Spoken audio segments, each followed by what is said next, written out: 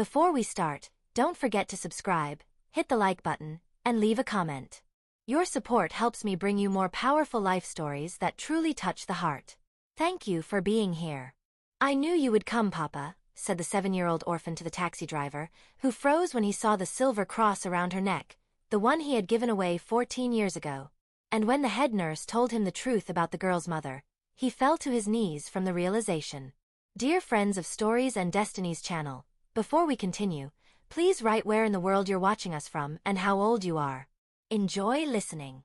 In turn, are you lost? Come on, hurry up. This isn't a resort. The voice that cut through the corridor silence made Robert Birch flinch. He nervously tugged at the starched white coat that billowed on his shoulders like a sail in the wind. The 21-year-old nursing school student froze before a massive woman with graying hair pulled back in a tight bun. Her eyes, sharp and attentive, seemed to see right through him. I'm Birch, Robert, here for my internship, he began, extending his assignment letter. I know, the woman cut him off without even glancing at the paper. Vera Henderson, head nurse. You're 15 minutes late, and here every minute counts. She turned and strode down the corridor without looking back, as if she had no doubt he would follow her. Robert hurried after her, trying not to fall behind her confident, measured pace. The walls of Riverside Children's Home exuded the smell of bleach and time. The linoleum underfoot, worn by thousands of steps, told the story of this place better than any book. Portraits of war heroes looked down from above at those passing by. Their eyes seemed to follow every movement. Built in '64, Vera Henderson threw over her shoulder, noticing how Robert was examining the cracked molding on the ceiling. They built things properly back then, not like nowadays. They stopped before a door with peeling paint.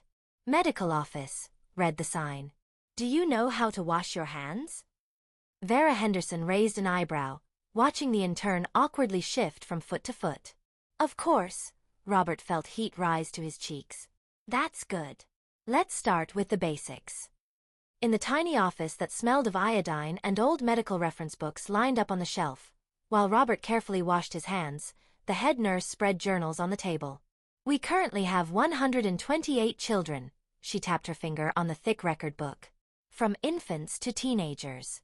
Staff shortage, medicine shortage, basic necessities shortage. After '91, everything changed.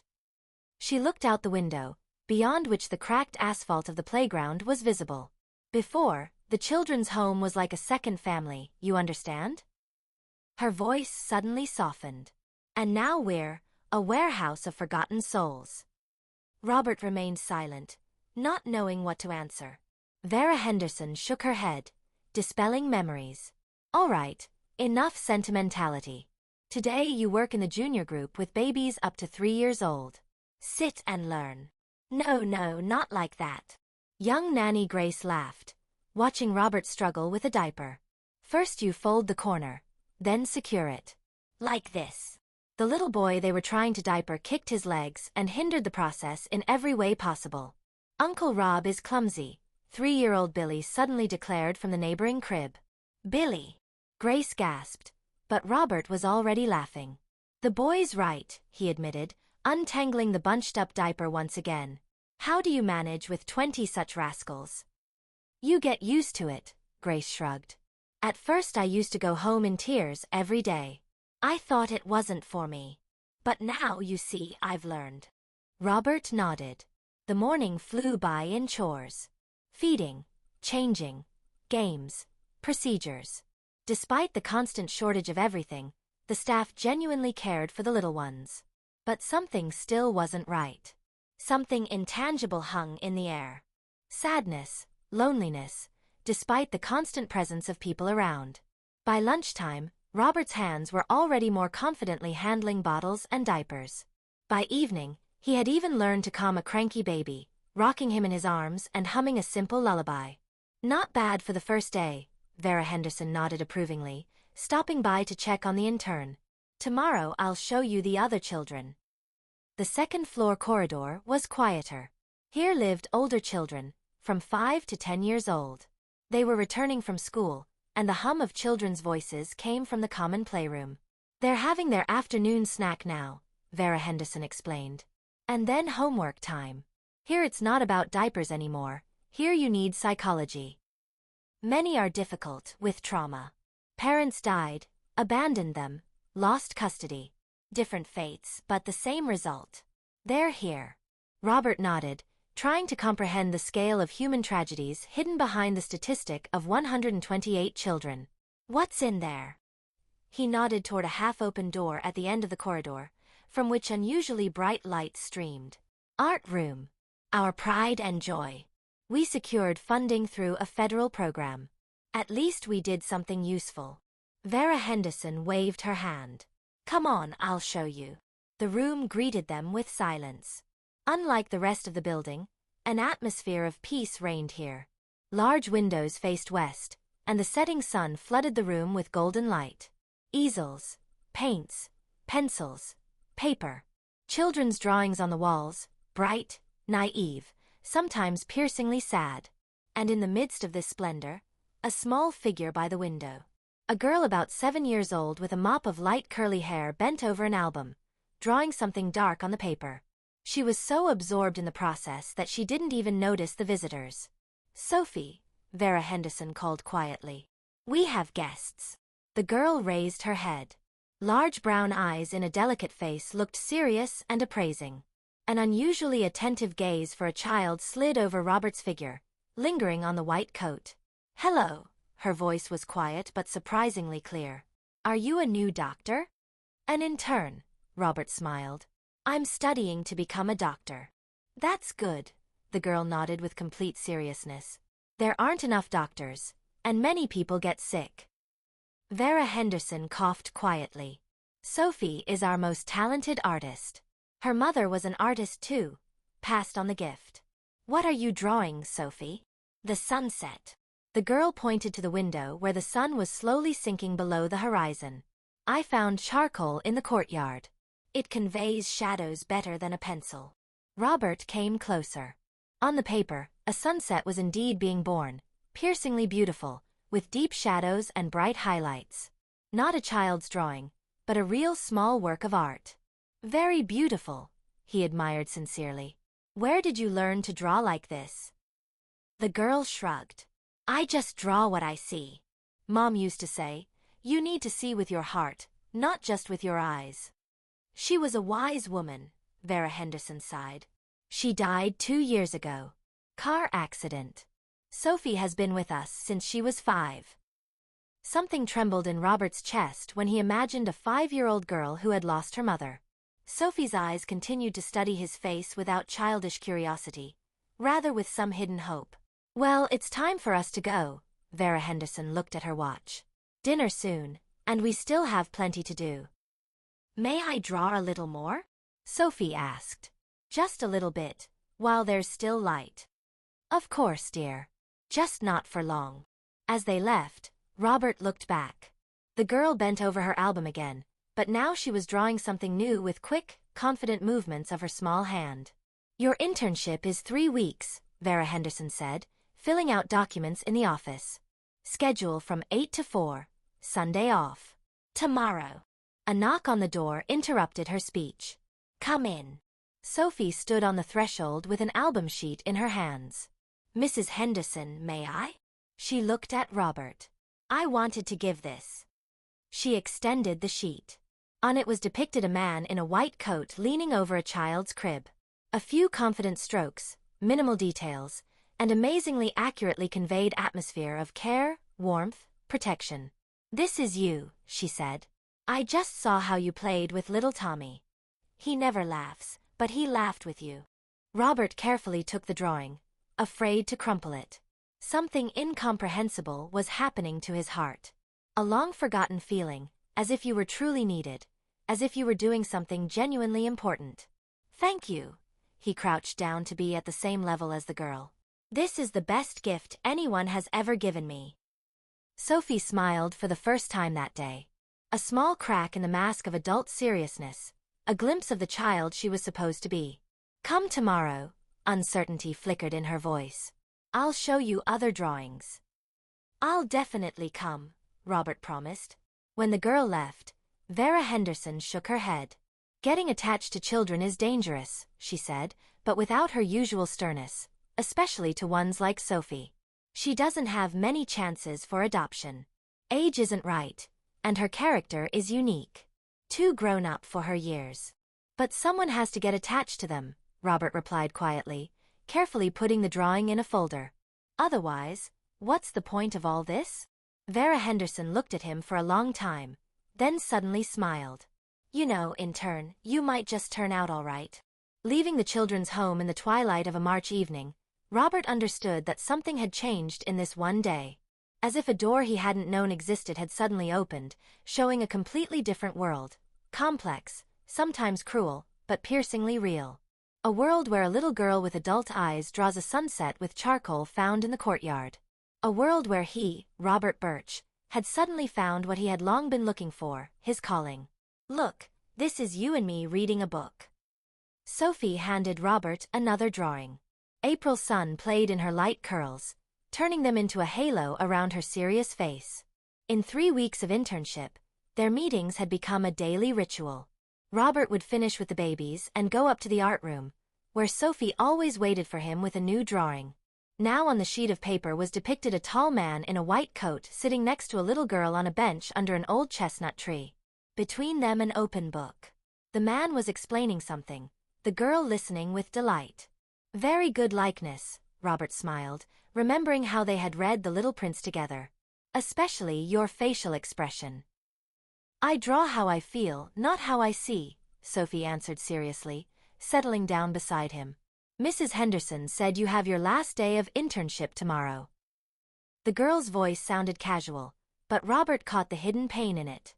Over these weeks, a special connection had formed between them. Something deeper than just friendship between an adult and child. Something akin to kinship of souls. Yes, tomorrow is the last day, he nodded, not knowing how to soften the inevitable.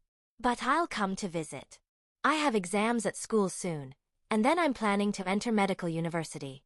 I'll become a real doctor. Sophie thoughtfully shook her head. I understand everything. People leave. It always happens that way. Her calmness was more piercing than any tears. A little woman in the body of a 7-year-old girl, who had learned too early the laws of the world where adults come and go, promises are broken, and attachment brings pain. I'll come back, Robert said firmly, taking her hand.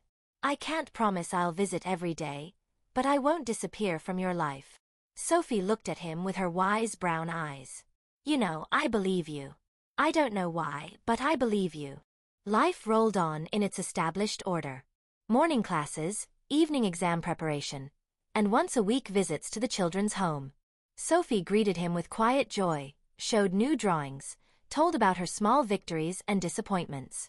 Sometimes they just sat together in the art room, silently watching the sun set. Vera Henderson, catching them once in such contemplation, just shook her head but said nothing. Her gaze held a strange mixture of approval and anxiety. When I grow up, I'll illustrate books, Sophie once shared her dream, so that children who read them can better imagine what's written there.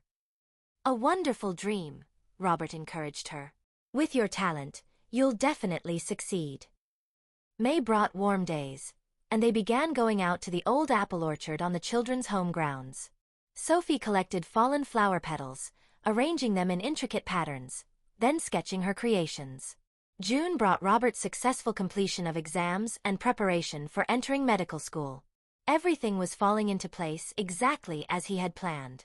The future, where he would become a doctor and perhaps change the lives of children like Sophie, was within reach. On a July evening, returning home after another visit to the children's home, Robert was whistling a tune from a cartoon he and Sophie had watched together.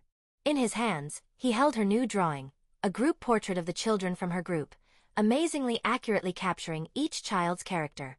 A mobile phone call, tearing through the warm summer silence, forever divided his life into before and after. Rob, Mom's in bad shape. Elena's voice trembled with suppressed sobs. The ambulance is already coming, but she's not moving, Rob, and not talking. The hospital corridor smelled of fear and antiseptics. Robert sat on a hard chair, holding his head in his hands. Next to him, 14-year-old Elena quietly cried, a fragile girl with a blonde braid and her father's gray eyes. Massive ischemic stroke, the elderly neurologist explained wearily.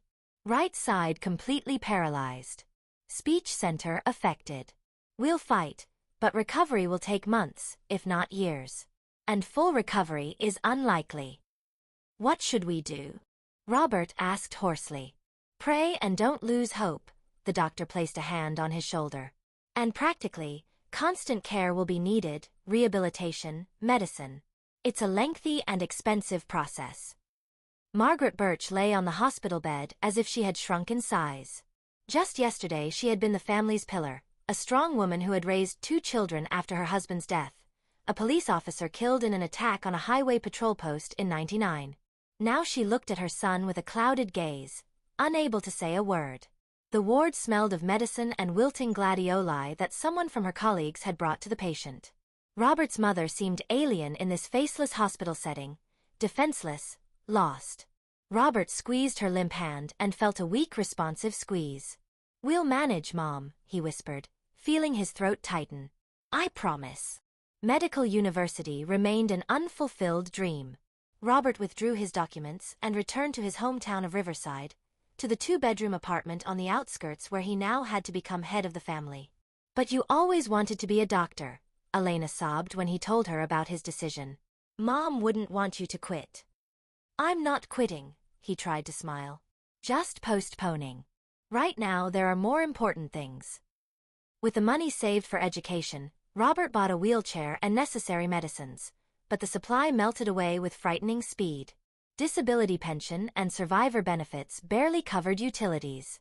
He needed stable income. Lucky taxi, driver vacancy, read an advertisement in the local newspaper. Flexible schedule, piecework pay.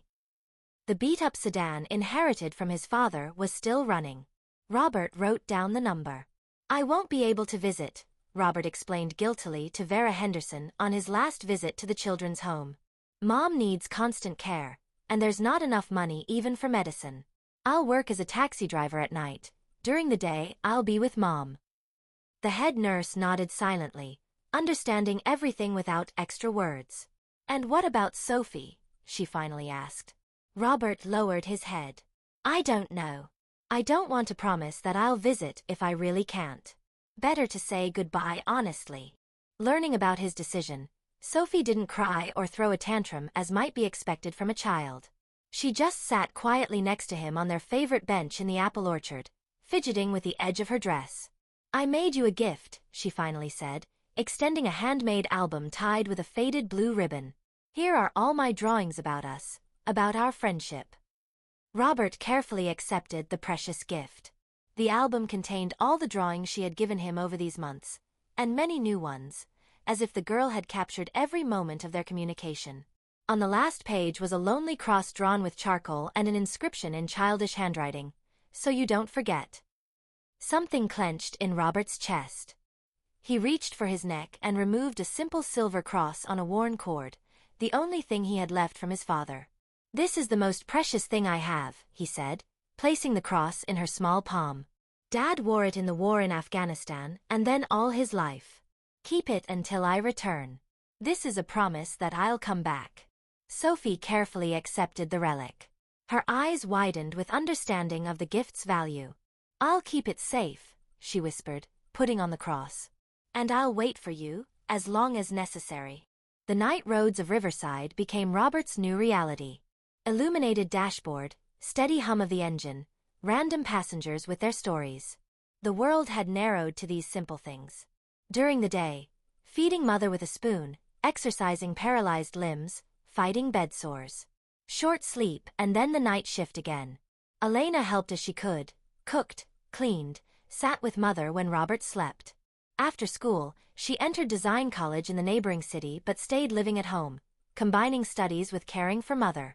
Excellent work, daughter, Robert said once, examining her fashion collection sketches. You'll become a real designer. Elena smiled, but tears stood in her eyes. And you could have become an excellent doctor, she replied quietly.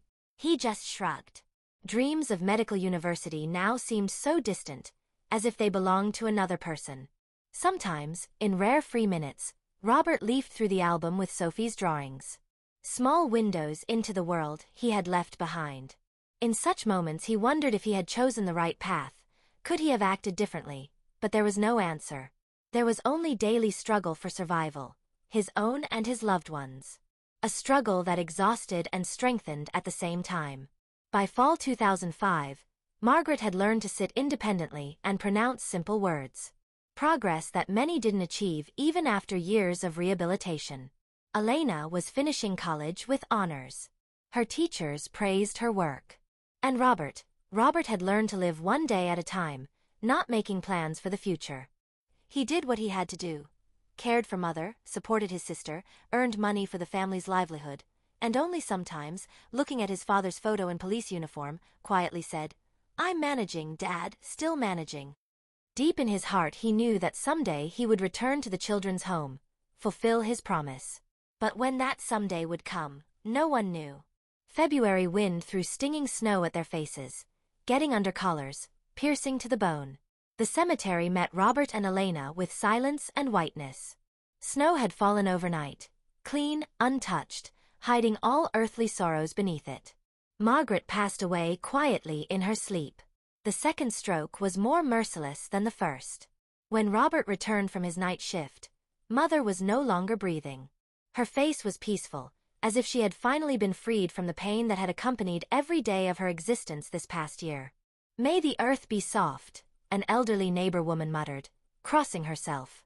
Robert stood gripping the grave fence and looked at two crosses side by side, father's and mother's.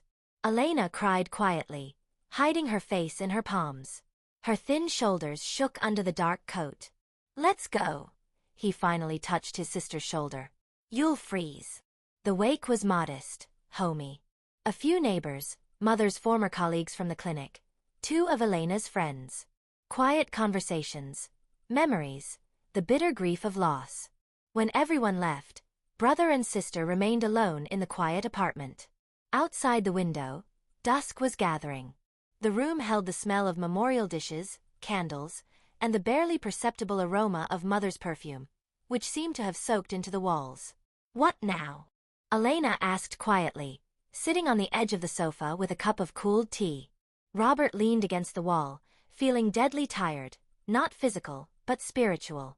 As if something important had flowed out of him along with tears he had never managed to shed. "I don't know," he answered honestly. "Live on, I suppose." He was 24. Behind him, unfinished nursing school, 2 years of taxi work, and the feeling that real life was passing somewhere to the side, past him. A strange feeling of emptiness when duty was fulfilled but purpose was lost. Viktor Stepanovich, his father's friend and former colleague, visited them a week after the funeral. The hefty man with graying mustache and weathered face felt awkward in the cramped kitchen where he had once drunk tea with Andrew Birch. "I made inquiries about you," he said, pushing away the empty cup. "They say you're a responsible guy, careful on the road, and most importantly, honest." "Thanks," Robert shrugged. "But what's the use? You can't earn much with honesty nowadays." Viktor Stepanovich chuckled, glanced at the door, making sure Elena couldn't hear. "I work in the County Police Administration, Deputy Head of Community Officers Department. We have a vacancy. Doesn't pay much, but it's stable. Benefits package. Uniform. Your father would approve, I think. But I don't have education. There are retraining courses. They'll teach you the basics in 6 months. Later, if you like it, you can study law part-time. What do you think?" Robert looked at his father's photograph on the wall. Andrew Birch in police uniform smiled at his son from the black and white snapshot. "I think positively, Mr. Stepanovich. Very positively." The community police officer's office in the Riverside police station was a cramped room with peeling walls, cluttered with papers. The computer Robert inherited remembered Soviet times and worked with monstrous slowness.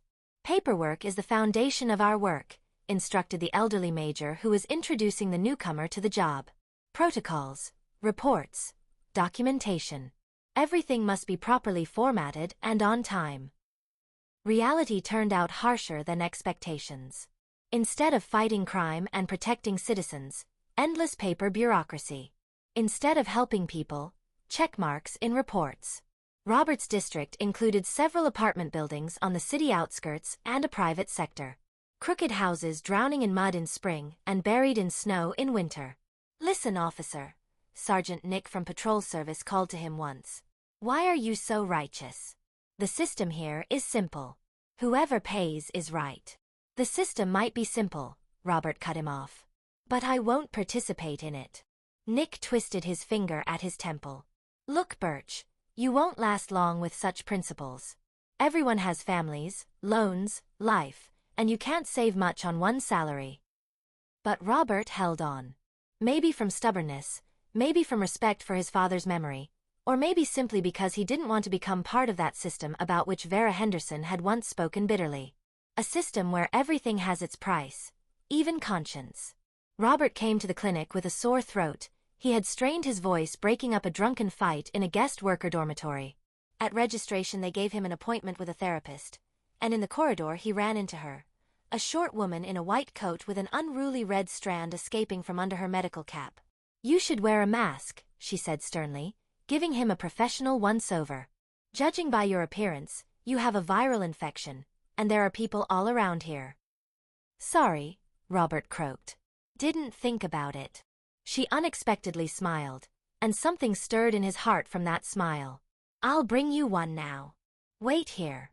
Helen Victoria turned out to be a procedure room nurse, recently transferred from the county hospital. 30 years old, divorced, no children, loved theater, classical music, and crocheting. Their romance developed rapidly. 6 months later they had a modest wedding with close friends and family. "Finally we'll have a normal family," Elena rejoiced, helping her brother choose a suit. "You deserve happiness, Rob." The first year of marriage was cloudless. Helen furnished their apartment, creating coziness. Robert worked, sometimes disappearing for days on calls.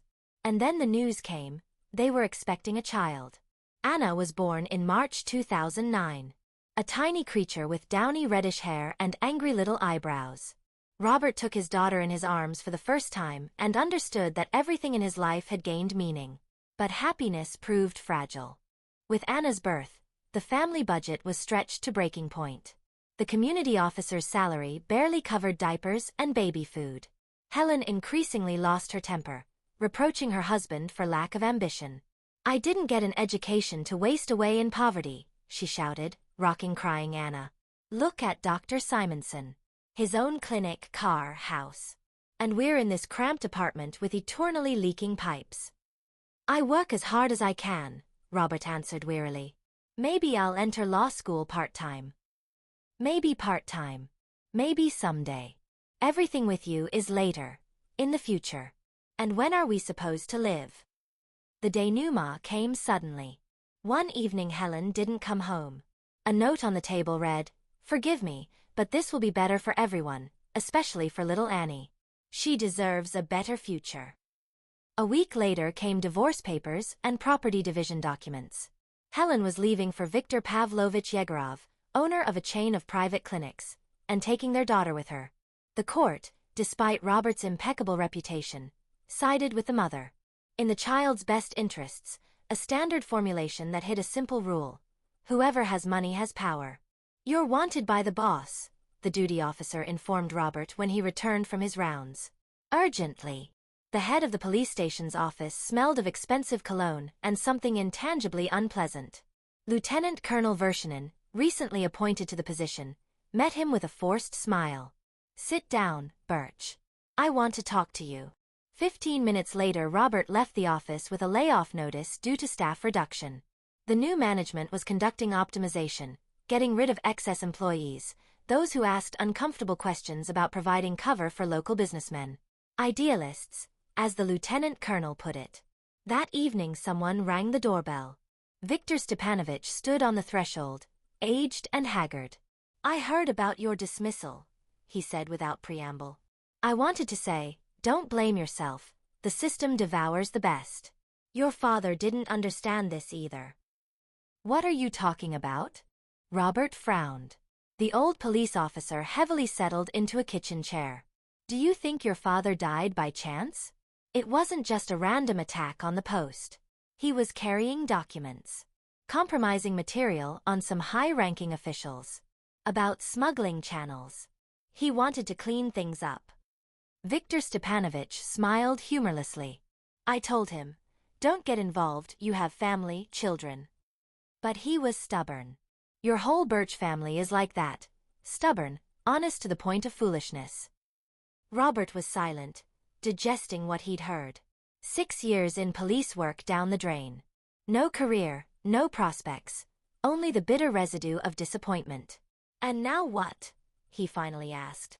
Back to driving taxi? Viktor Stepanovich looked sympathetic. What else is left? You have child support, rent. The old man nodded, understanding everything without words. Life had come full circle with frightening symmetry. Again night roads, random passengers, long hours waiting for calls.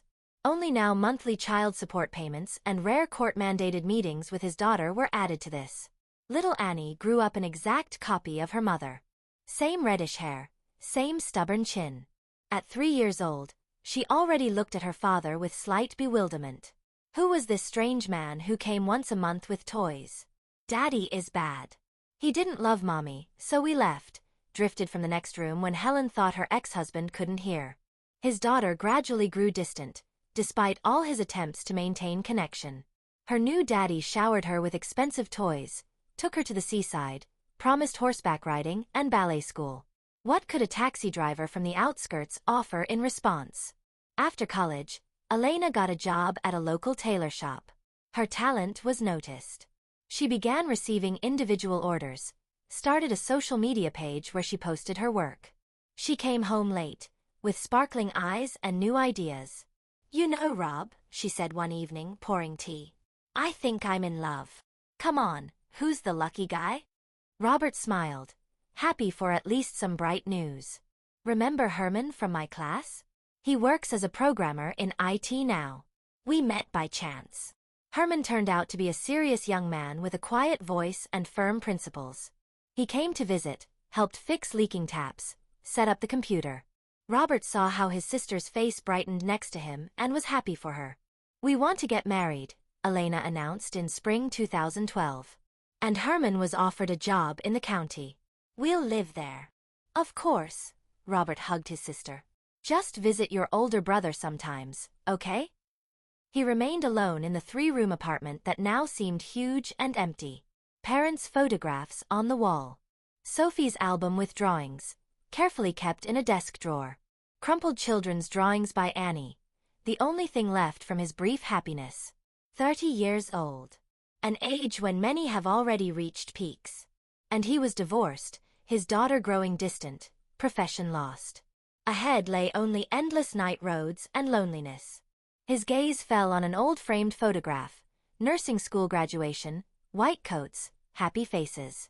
Dreams of medical university, of helping people. Where was all that now? Life passes by, son, his mother's voice seemed to whisper. You won't have time to look back, and it's already gone. Robert reached for the phone. Maybe it wasn't too late? Maybe he could still return? To medicine, to his dream, to Sophie? But instead he dialed the taxi dispatcher's number. Are you going out on shift today? Came the familiar voice in the receiver. I'm going out, Robert answered, pushing away unwanted thoughts. As usual, from 8. The September day dissolved into twilight, painting the sky in shades of farewell. Robert stood at the window, watching guests get into cars, tired but satisfied. The wedding had been a success, modest but warm, just like Elena herself. Well, brother, we're off. His sister appeared in the doorway, already changed into a travel dress. Don't be lonely here without us. She hugged him, burying her nose in his shoulder like in childhood. She smelled of flowers, happiness, and some elusive farewell to her past life. Take care of her. Robert shook Herman's hand. I will, the newlywed husband nodded. She's the best thing I have. When the door closed behind them, silence descended on the apartment like a shroud. He turned on the TV just to hear human voices. 3 rooms were too big for one person. Walls that remembered laughter and tears of generations. Relics of the past, a cross-stitched picture made by mother's hands, father's guitar hanging silently on the wall, Elena's childhood doll forgotten in the storage room. Robert sank into an armchair, feeling emptiness growing inside him. At 31, he was completely alone. His daughter, whom he saw once a month, was already beginning to forget who he was. His sister, his only close person, was now building her life separately. No friends remained. Years of taxi work had thinned social connections to invisibility. He opened the desk drawer and took out the worn album with children's drawings. A memory of a time when life seemed full of possibilities. He flipped through the pages, stopping at the last one. A cross drawn with charcoal and childish handwriting, "So you don't forget." He wondered if Sophie remembered him. How old was she now? 17. 18. Almost an adult girl. She had probably long forgotten the strange intern who promised to return. The phone shattered the silence with a piercing ring. "Birch, your turn to be on duty." The dispatcher's voice returned him to reality. Night shift. He'd forgotten. That same September evening, in the county hospital's cardiology department, a young nurse with the name tag E. Volkov was making rounds. A short blonde with a sprinkling of freckles on her neat nose and dimples on her cheeks. She looked younger than her 22 years. "How are you feeling, Mr. Peterson?" She bent over an elderly man, checking his "4." "Bad, sweetheart," he whispered with dry lips. "My heart feels like it's been put through a meat grinder." Elizabeth Volkov squeezed his hand, sinewy, calloused, the hand of someone who had worked at a machine all his life. Her father, a sixth-grade mechanic, pride of Progress Factory, now looked helpless and lost. "The doctor said you need surgery," she said gently. "Stent placement." "But there's no money," he finished for her. "I know these conversations. They won't give a quota, but you need surgery urgently." Elizabeth was silent. What could she say? The family barely made ends meet. Her mother worked as a saleswoman in a grocery store, earning pennies. Her older sister Veronica lived with her truck driver husband and 2 children, barely scraping by herself. Elizabeth, the only one in the family with medical education, on whom everyone placed their hopes, received a nurse's salary, most of which she gave to her parents. "Everything will be fine," she kissed her father's forehead. "I'll figure something out." Leaving the ward, Liz leaned against the wall, feeling everything inside her freeze from helplessness. Where could she get $200,000 for surgery? Even if she sold their old sedan and grandmother's gold earrings, everything that remained of family valuables, it wouldn't add up to even half. "Elizabeth Peterson?" An unfamiliar male voice made her startle. "May I have a minute?" A tall, stately man in an expensive suit stood in the corridor. About 50, with confident posture and an authoritative gaze, he seemed like a foreign element here. "I'm Igor Valentinovich Rogachev, State Assembly Representative," he introduced himself, extending a business card. "I was told that you're the daughter of Peterson, who needs surgery." Liz's heart skipped a beat. Could it be? "You see, I oversee a program supporting veteran workers. Your father is a distinguished worker, decorated. I think we could help with treatment payment." "Really?" Liz asked distrustfully. "But the quotas for this year." "Quotas are one thing, personal involvement is another," Rogachev smiled. "Let's discuss the details.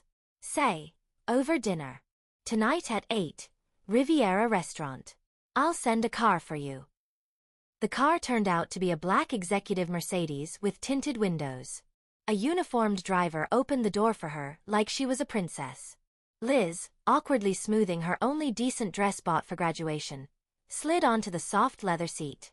Riviera Restaurant greeted her with soft crystal chandelier light and live music sounds. Igor Valentinovich waited at a table in the back of the hall. "You look wonderful." He gallantly pulled out her chair. "Order whatever you wish." "Thank you, but I'd like to discuss my father's surgery right away," Liz said firmly.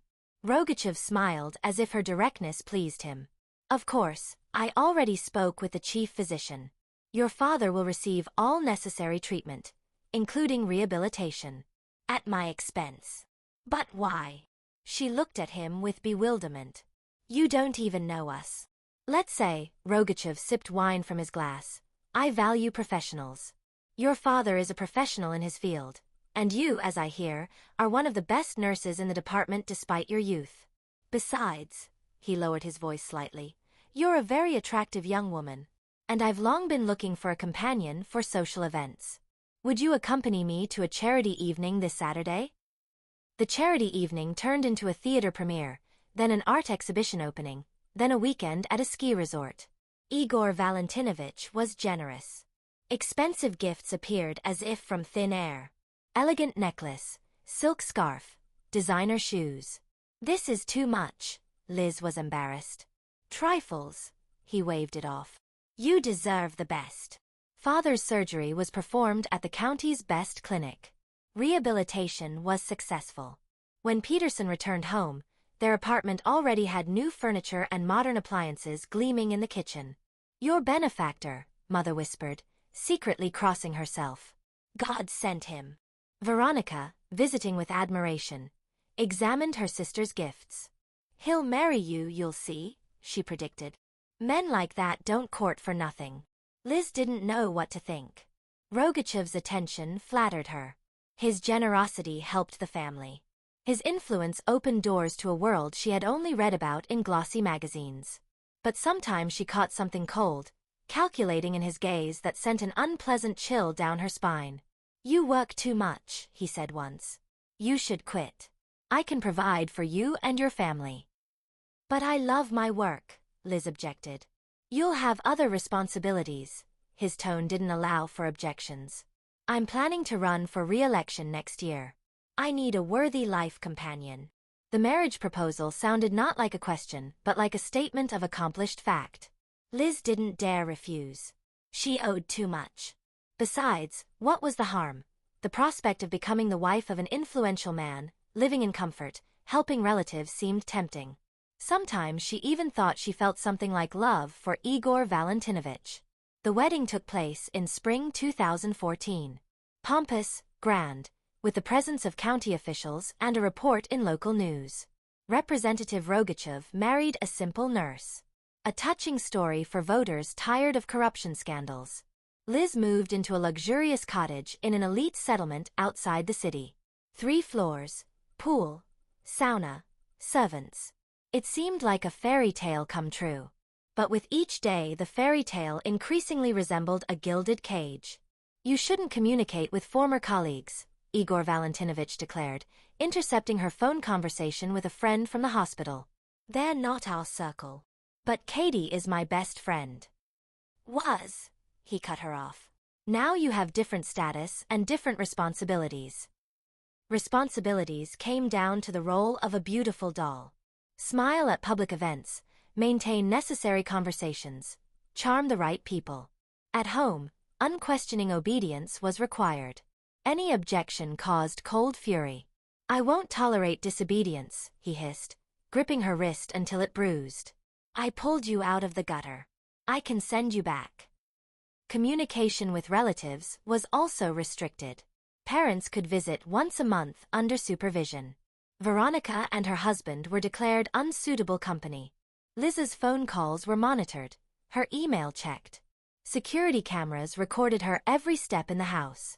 She could only go out with a driver who reported all movements.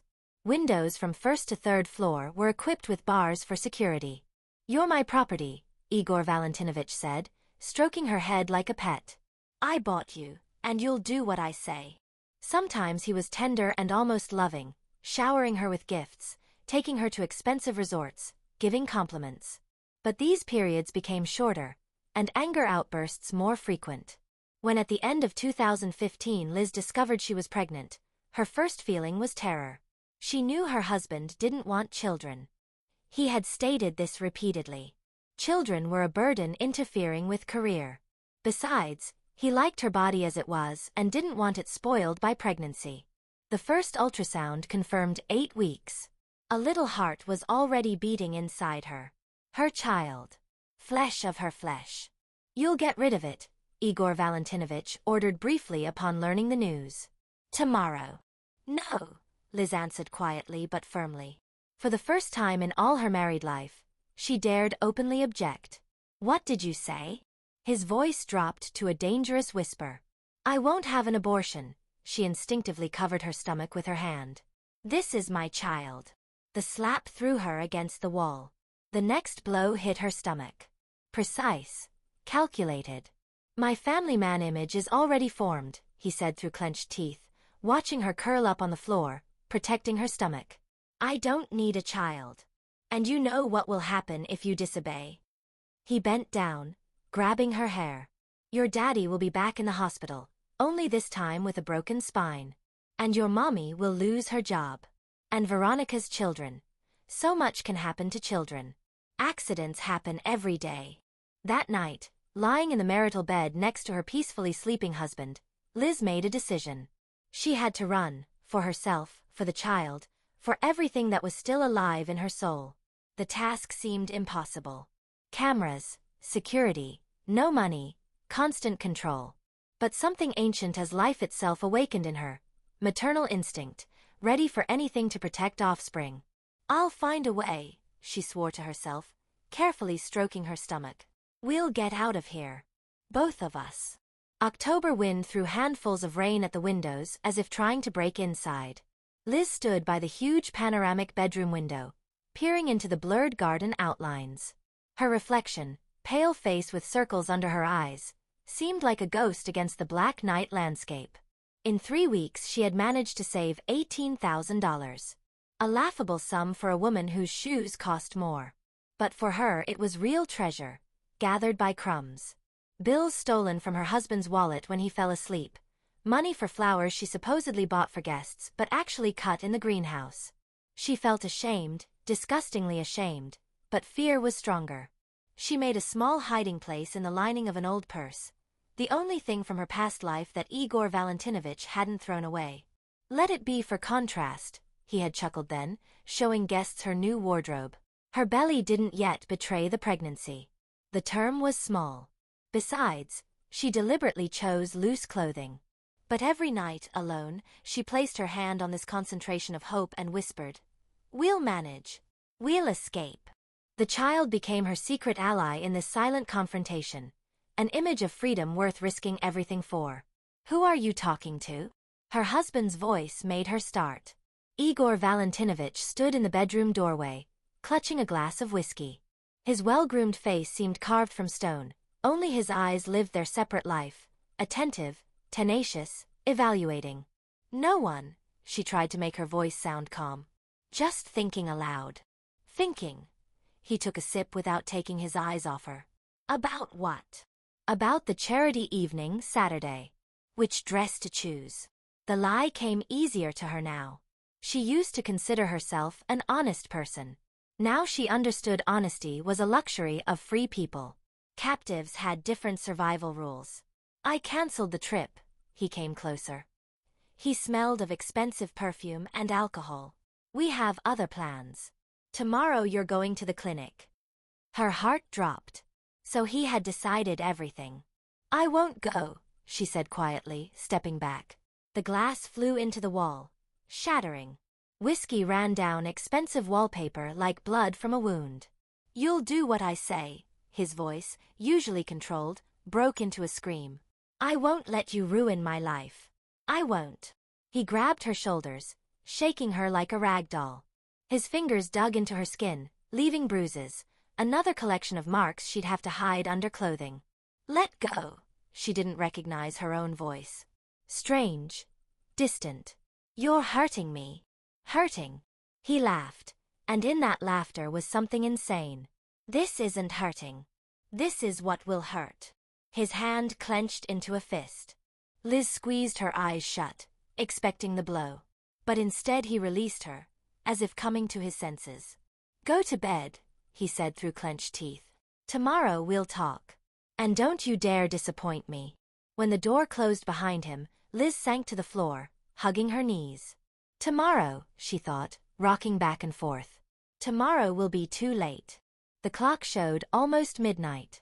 Igor Valentinovich, after drinking more whiskey, would soon fall asleep. The guard at the gate changed at 2 a.m. There were always 15 minutes between shifts. Handover time. Tonight there would be no other chance. Robert peered into the rainy darkness through the windshield of his old Renault. Wipers smeared water, creating bizarre patterns. The night shift had been quiet. In such weather, people preferred staying home. He parked by a 24-hour store, bought coffee in a plastic cup, and returned to the car. He turned on the radio. A quiet jazz melody diluted the monotonous rain noise. The phone rang unexpectedly loud. "Lucky taxi, listening," he answered habitually. "Are you free?" The male voice sounded authoritative. Even in a simple question, you could feel the habit of giving orders. "Pine Grove Housing Development, Cedar Street, House 6. Urgent." "I'll be there in 15 minutes, Robert answered, starting the engine. Pine Grove was an elite development outside the city. The new rich lived there. High fences, entrance security, palace houses worth millions. Another world, a parallel universe. The road wound between hills, rain intensifying. At the checkpoint, the guard studied his license for a long time, then contacted someone by radio. "You may pass, you're expected," he finally said, raising the barrier. Cedar Street greeted him with a row of luxurious mansions. House number 6 stood out even among them, 3 stories, with columns, lighting, as if taken from an American movie about millionaire life. At the gate, a man with an umbrella waited, tall, fit, in an expensive coat. He impatiently waved, and Robert stopped. "Rogachev," the man introduced himself, getting into the back seat. The umbrella flew to the floor, spraying drops. "Downtown to Lennon Street 18, and hurry." Robert nodded, pulling onto the road. In the rearview mirror he saw his passenger gloomy, nervously tapping fingers on a leather briefcase. Rogachev's phone rang, filling the cabin with a harsh voice. "Where the hell are you?" "Everyone's already gathered."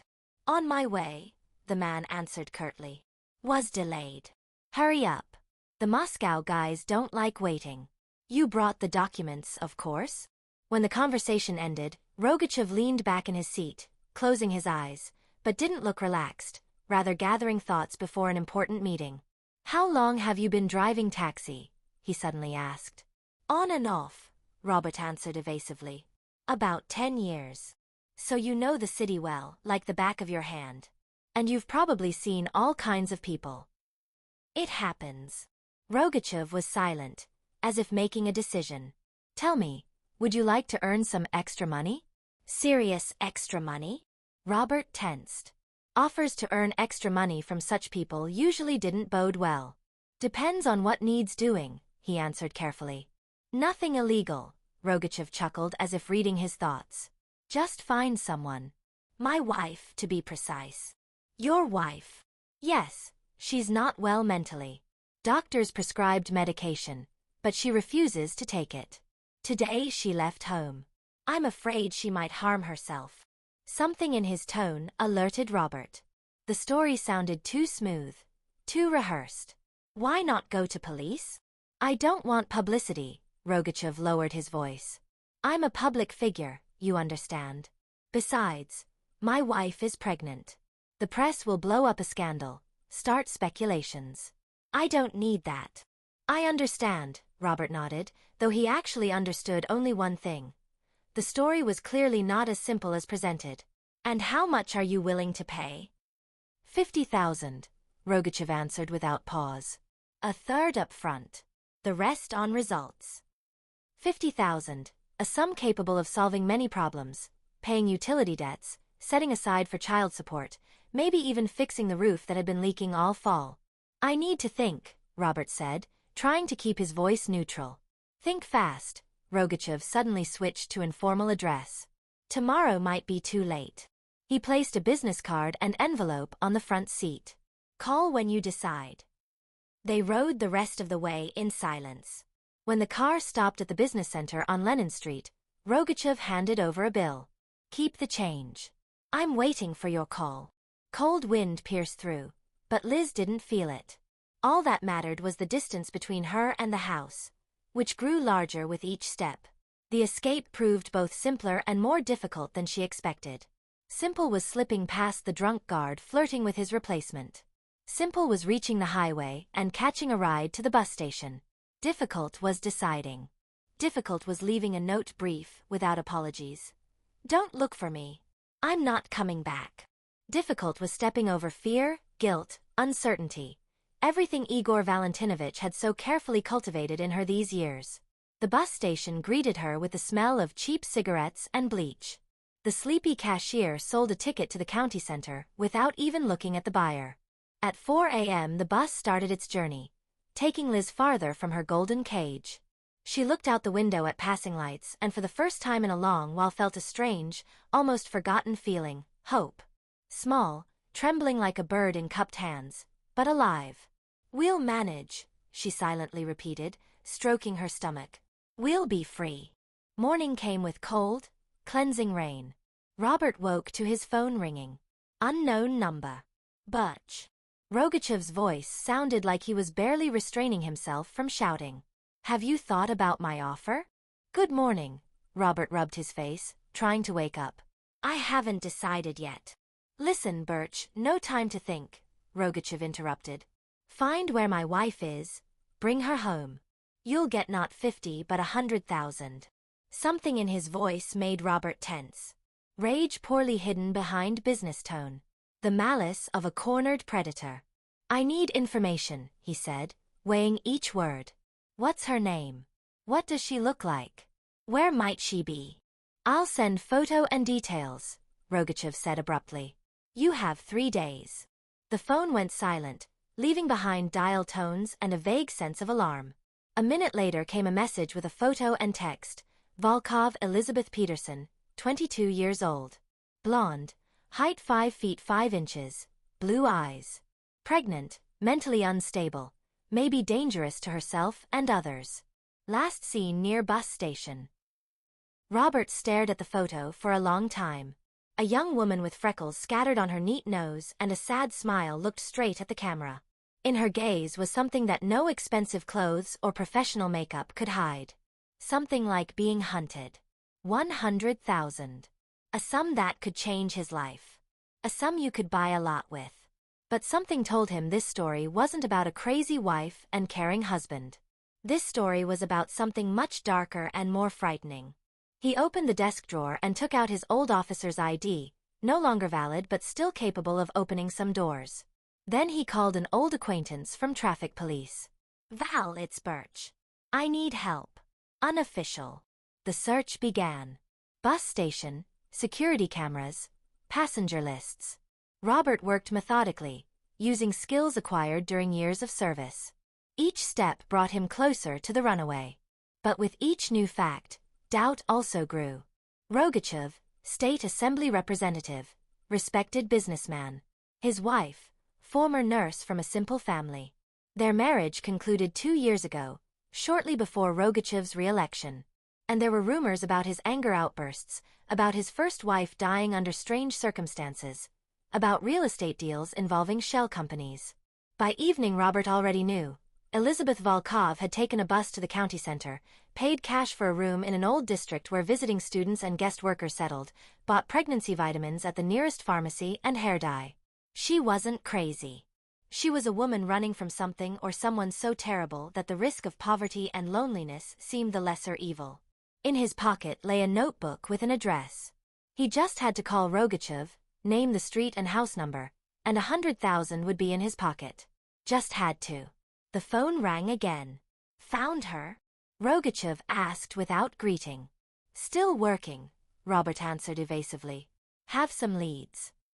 "Hurry up, time's running out." "Remember 3 days." The threat hung in the air, unspoken but no less real. That night Robert couldn't sleep. Before his eyes stood the face from the photo. A young woman with freckles and hidden fear in her eyes. A pregnant woman who had fled from her husband into nowhere, without money, without support. How desperate must her situation be to decide on such a thing? In the morning he went to the address from his notebook. Just to look, just to make sure. Rain had turned to drizzle. The sky was covered with a gray veil. The city seemed to have put on mourning shrouds. Robert sat in his old sedan parked opposite a shabby 5-story building. Third day of surveillance. Third day of internal struggle. Elizabeth Volkov, now dark-haired, in shapeless clothes hiding her pregnancy, left the building entrance at the same time each day.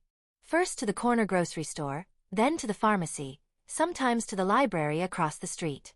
She returned with books about pregnancy, baby food, child rearing, preparing to become a mother alone, without money, without support, but with determination impossible not to notice. Robert saw how she got a job at a small cafe near the house, washing dishes, wiping tables. Saw how she mended an old sweater, sitting on a park bench. Saw how she secretly stroked her belly when she thought no one was watching. Before his inner eye appeared Sophie's face, a serious girl with brown eyes drawing a sunset with charcoal. People leave. It always happens that way, she had said then. A 7-year-old child already knowing the bitterness of betrayal. And then appeared another girl's face, his daughter Anna, whom he now saw only once a month at strictly regulated meetings.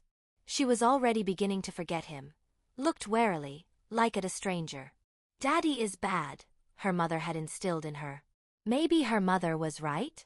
Maybe he really was a bad father? A bad person? After all, a good one wouldn't find himself in such a situation, stalking a pregnant woman on her husband's orders. $100,000. A sum that could solve many problems. Pay debts, buy his daughter a birthday present. A real one, worthy, not a cheap doll from the supermarket. Maybe even save for a down payment on a better car. And all he had to do was make a call, name an address, and wash his hands of it. Elizabeth disappeared around the corner, heading toward the cafe. Robert started his car.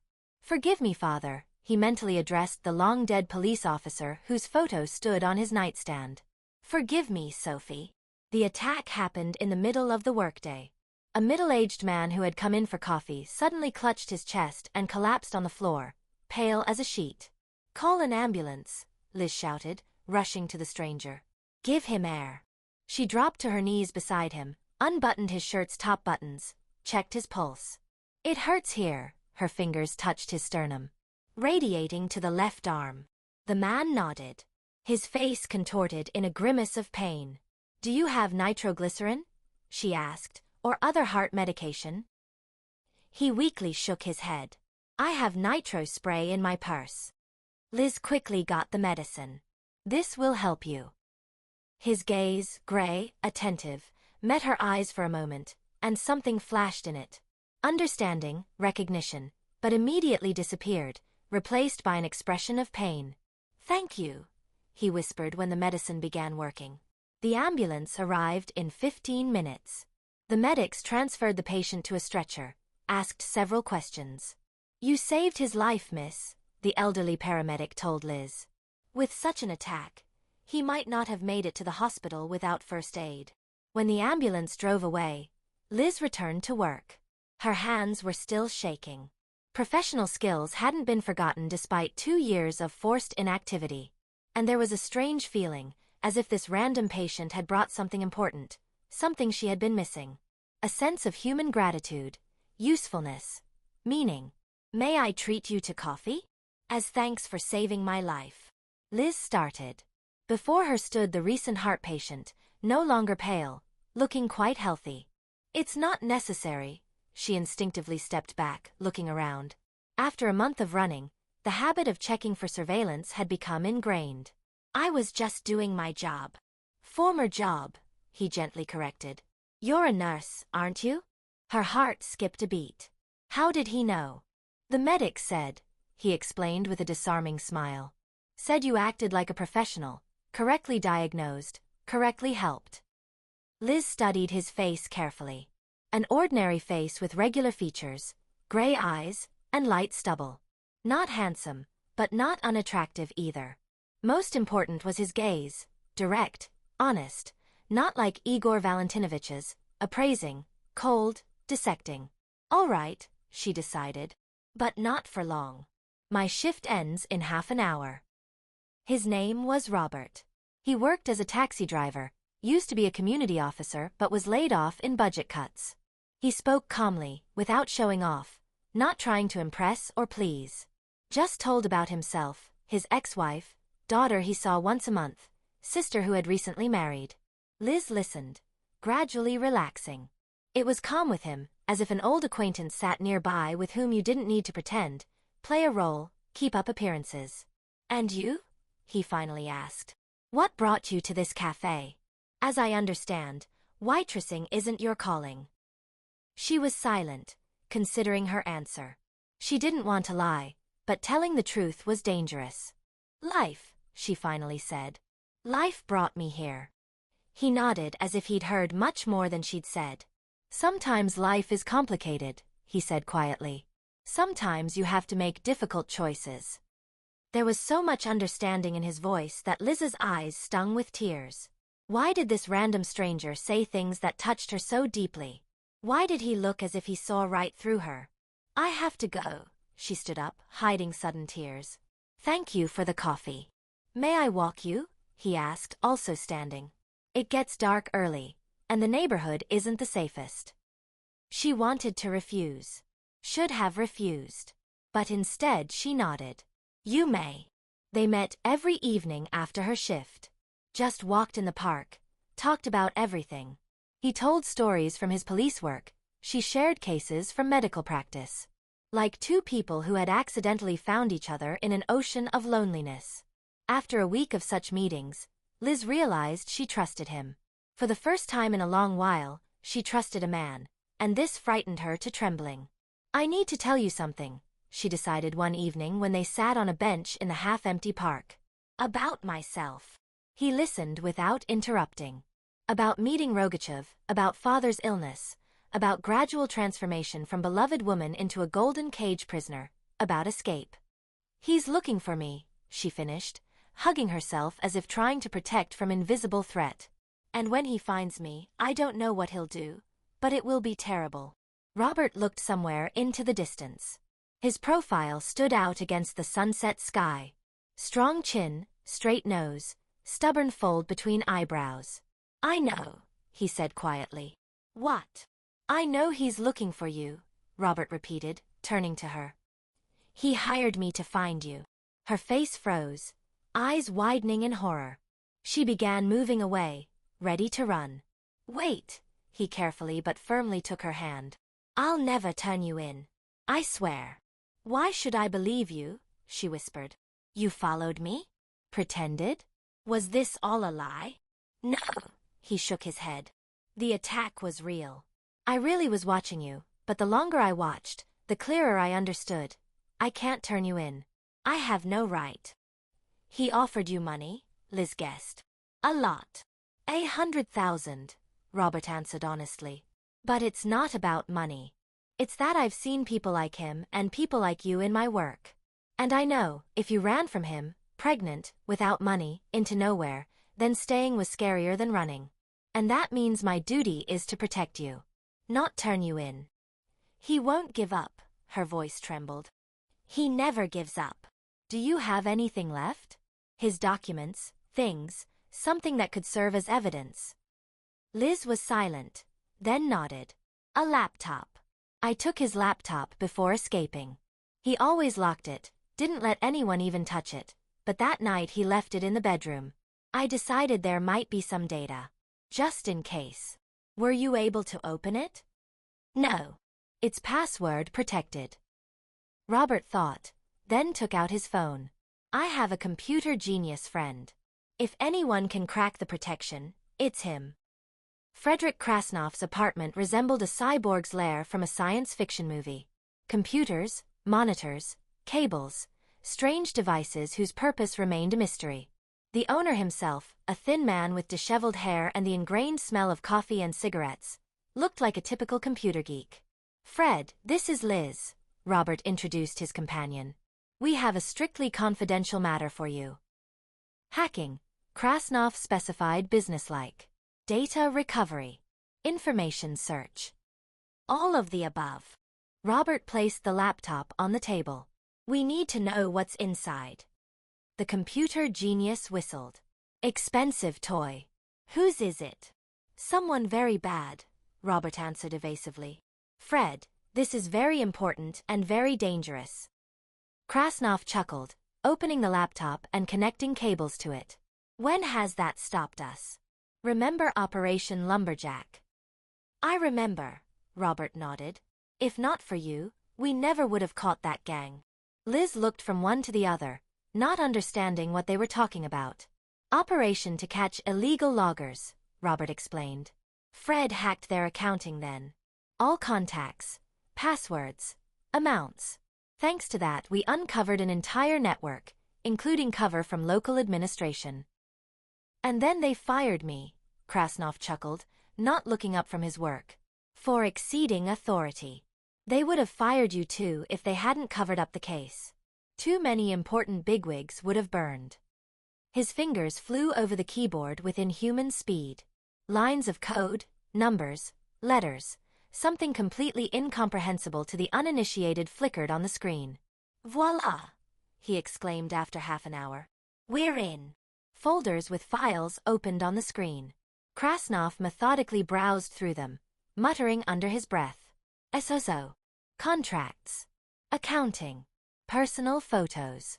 Correspondence. Oh, this is interesting. He opened a folder hidden deep in system files. Look what we have here. Offshore accounts appeared, transfers marked kickback. Letters from officials from county administration marked strictly confidential. Lists of land plots. Whoa! Photos appeared on screen. Rogachev embracing a known criminal authority the newspapers had written about. Documents with stamps crossed out in red marker. Scanned passports of people who obviously didn't know their documents were being used. Guys, this is a gold mine, Krasnov even whistled. Schemes for withdrawing budget money through shell companies. Pure corruption. You could go straight to the prosecutor's office with this. Liz paled. If he finds out. He won't, Robert said firmly. We'll pass everything on anonymously through trusted people. Fred, can you copy this? Already copying, the computer expert nodded. And I'll make it so no one can trace the source. The call came as they were returning from Krasnov's. Rogachev's number glowed on the phone screen like a bad omen. Have you found her? Not a question. A statement. What do you mean? Robert tried to sound puzzled. Don't play games with me, Birch. Rogachev's voice dripped poison. I know everything. About your meetings, conversations, walks. I have photos. Lots of photos. Robert's heart skipped a beat. They had been followed. How? When? When you crossed the wrong person, Rogachev continued. Now everyone will pay. Your sister Elena, who's so nicely settled as a designer in the county. Your daughter Anna, who goes to daycare on Lenin Street. Even your ex-wife, though I pity her least of all. Don't you dare, Robert breathed, feeling icy rage rising from somewhere deep in his soul. Don't you dare threaten my family. I'm not threatening, Rogachev laughed. I'm promising. You have 24 hours to return my wife. Otherwise. Otherwise what? Robert interrupted. Otherwise I'll send the prosecutor's office documents about your land plot scams, about withdrawing budget money through shell companies, about connections with Marichev who's currently under investigation. Silence hung in the receiver. Where did you get those? Rogachev finally asked hoarsely. Doesn't matter. What matters is I have them, and they're already copied in several places. If even a hair falls from my loved ones' heads, all materials go to the prosecutor's office, FBI, and press. Simultaneously. What do you want? Rogachev asked dully. Leave her alone, Robert said firmly. Grant a divorce.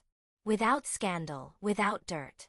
With decent settlement, she is carrying your child after all. That's not my child, Rogachev exploded. She got pregnant by someone else. Robert exchanged glances with Liz standing beside him. She shook her head negatively. Doesn't matter, he said into the phone. What matters is the public will consider it yours. Now listen carefully. You leave her alone forever. And I don't use the compromising material. Deal? You're bluffing, Rogachev's voice held uncertainty. You have nothing. Want to test it? Robert asked calmly. Take the risk. The materials did reach the prosecutor's office. Not all of them, the most egregious ones. An anonymous source passed them through third parties, reliably protecting the source. 2 weeks later, County News exploded with a loud headline, Representative Rogachev arrested on corruption charges. The photo of him in handcuffs being led from his own mansion made all the papers. Investigation, trial, sentence, everything passed in a haze. Liz, who received a divorce and decent compensation by court decision, could finally breathe freely. "I still don't understand why you helped me," Liz said to Robert when they sat in a small cafe celebrating the nightmare's end. "You risked everything, work, family, even your life." He thoughtfully turned his coffee cup. "You know, as a child I did an internship at a children's home. There was a girl named Sophie. 7 years old, parents died. She drew amazing things and looked at the world as if she saw right through it. I promised to visit her, but life turned out differently." He paused, gathering his thoughts. "Sometimes it seems to me that life gives us a second chance. Not where we expect, not how we plan, but it gives one. And my second chance is you. The opportunity to help someone who needs it, protect someone weaker." Liz carefully covered his hand with hers. "And my second chance is you," she said quietly. "The chance to believe again that not all men are like Igor, that there are those you can trust." Outside the window, the first snow was falling. Clean, weightless, covering the city with a white blanket. As if nature itself was giving them a sign. You can start with a clean slate. The first cry of new life tore through hospital silence on a May morning in 2017. Robert stood by the maternity ward door, pressing his forehead against the cold glass. Something inside was trembling and bursting outward. Fear, hope, love. A kaleidoscope of feelings too complex to put into words. "You have a girl," the midwife announced, appearing in the doorway. 7 pounds, 20 inches. Healthy, strong. His hands shook as he took the small bundle. A tiny being with a wrinkled red face and downy light hair. His daughter, their daughter. "Hello, Masha," he whispered, feeling hot tears roll down his cheeks. "Welcome to this world." Liz watched them from the delivery table. Exhausted but happy. In her eyes was reflected the same amazement, the same gratitude to fate that filled his soul. They had been together just over 6 months. 6 months filled with getting to know each other, overcoming fears, building something new on the ruins of the past. Liz gradually thawed, learned to trust again, to love again. Robert rediscovered in himself the ability to feel, to become attached, to hope. They had a modest wedding, without pomp or prying eyes. Just went to City Hall and registered. Then a small dinner with closest family. Elena and Herman came from the county, and from Liz's side were her parents and sister with husband. "To new life," Liz's father said then, raising his champagne glass. "To leaving the past in the past." But the past didn't let go so easily. It lived in Liz's nightmares, in her sudden panic attacks, in her habit of flinching at sharp sounds.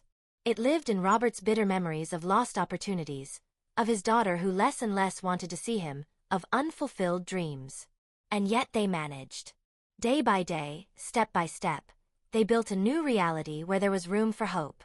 The move to the county center became a new stage. A city where they were both strangers, a city without memory and prejudice. Liz got a job as a nurse at the county hospital, the same one where her father had once been treated. Her professionalism was quickly noticed. Robert, thanks to old connections, returned to police work, not as a community officer but to the economic crimes department. His experience with the Rogachev case proved useful, though officially no one spoke about it. Little Masha grew into a healthy, curious child. In her, features of both parents were oddly mixed. Mama's blue eyes and Papa's stubborn chin, Mama's light hair and Papa's long eyelashes. Life was getting better. The quiet family happiness they had both dreamed of but feared to believe in was becoming reality. And then fate made another unexpected turn. Children's home number 3? Liz repeated, looking at the assignment. "Are you sure, Marina Sergeyevna?" The department head nodded. "They're short of medical staff. And you have experience working with children. If you don't want to, we can find another option." No, I agree," Liz said quickly. "It's just that my husband once did his internship there. Long ago, when he was still a student." "Fate," the department head smiled. "Then it's definitely your place." That evening, telling Robert about the new assignment, Liz noticed how his face changed.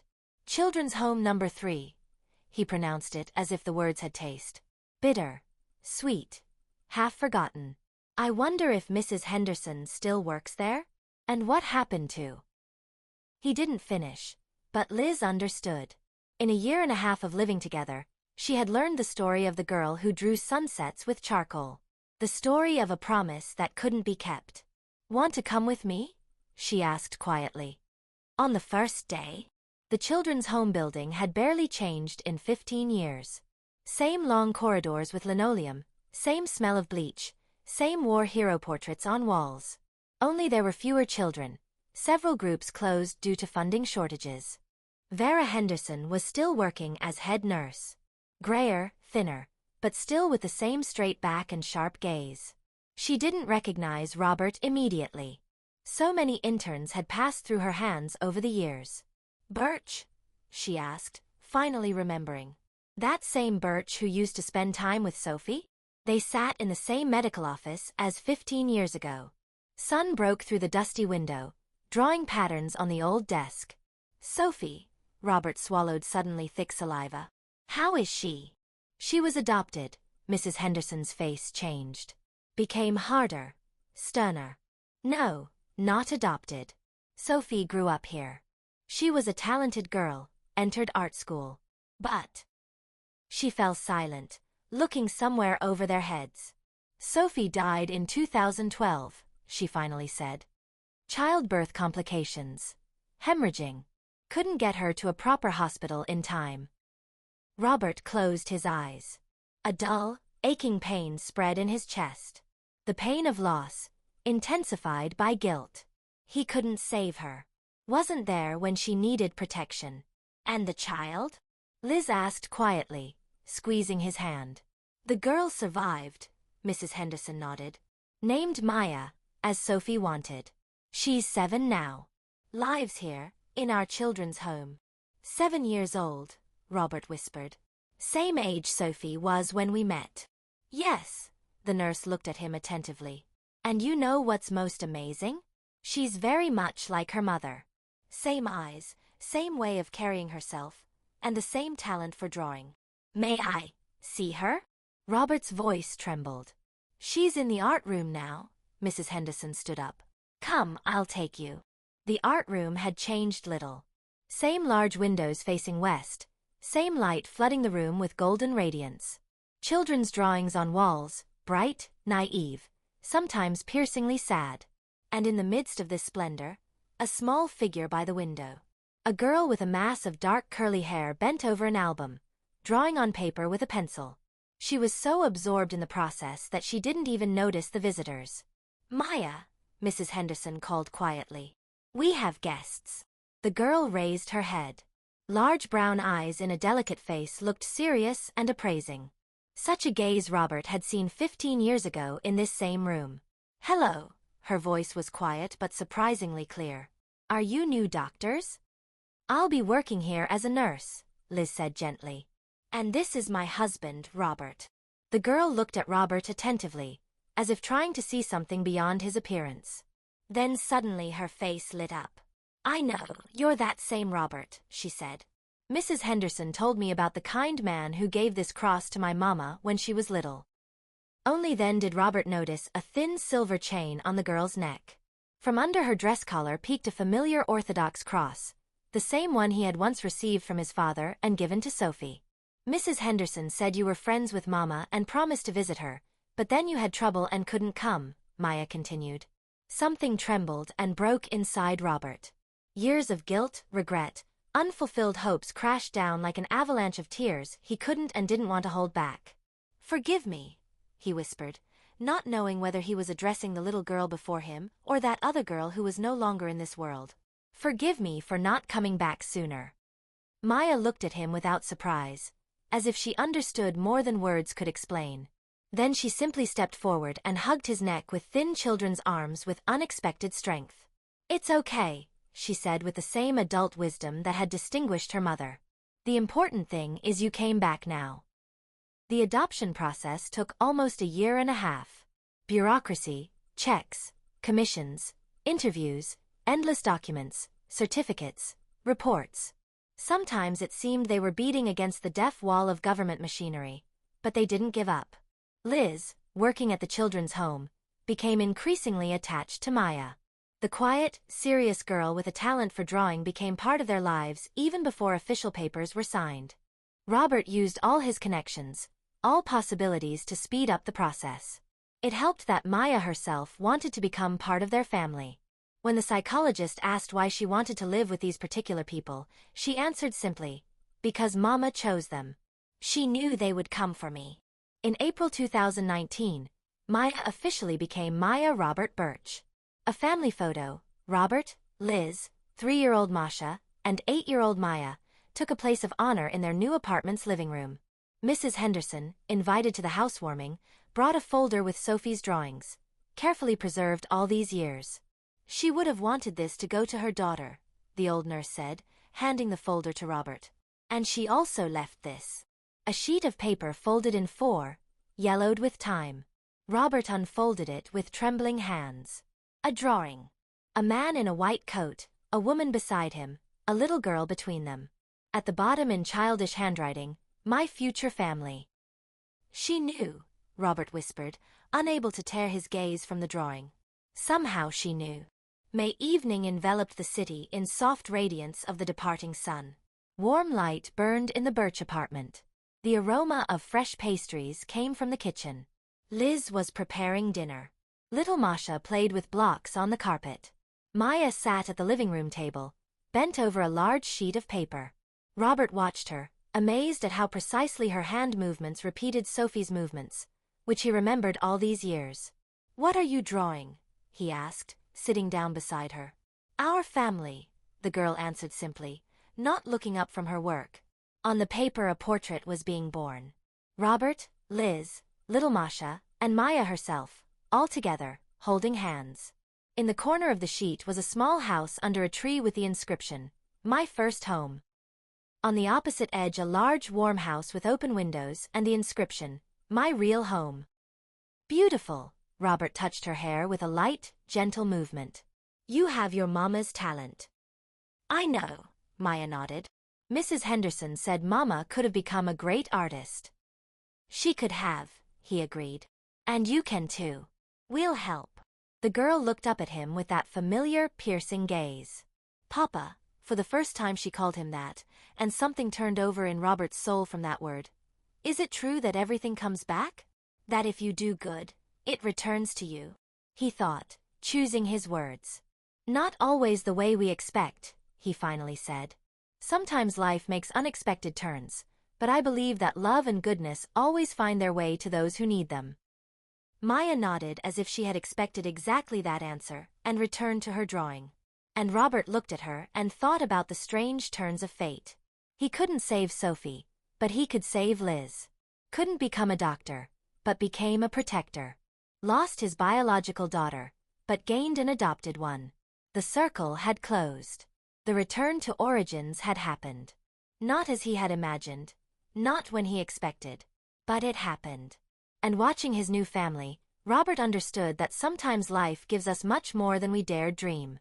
You just need to know how to accept its gifts, even if they come through pain, loss, and disappointment. "Thank you, Sophie," he mentally said, looking out the window at the sunset, strangely similar to the one a little girl had once drawn with charcoal found in the yard. "I came back, as I promised." So ends the story of Robert, Liz, and little Maya. A story about how fate weaves the threads of our lives into an intricate pattern, how pain transforms into strength, loss into finding. We often don't notice that the most important turns happen not in loud events, but in quiet decisions we make each day, choosing conscience over profit, extending a helping hand instead of turning away, returning to our origins even when the path seems impossible. This story isn't just about salvation and redemption. It's about how each of us carries within ourselves the power to change someone's fate. Sometimes it's enough to simply not pass by. Thank you for listening to the story until the end. Subscribe to the channel and share this video with your friends and loved ones. It motivates us to keep working on new stories every day. Don't miss the next amazing story that's about to appear on your screen. We're very grateful to have you with us. See you soon.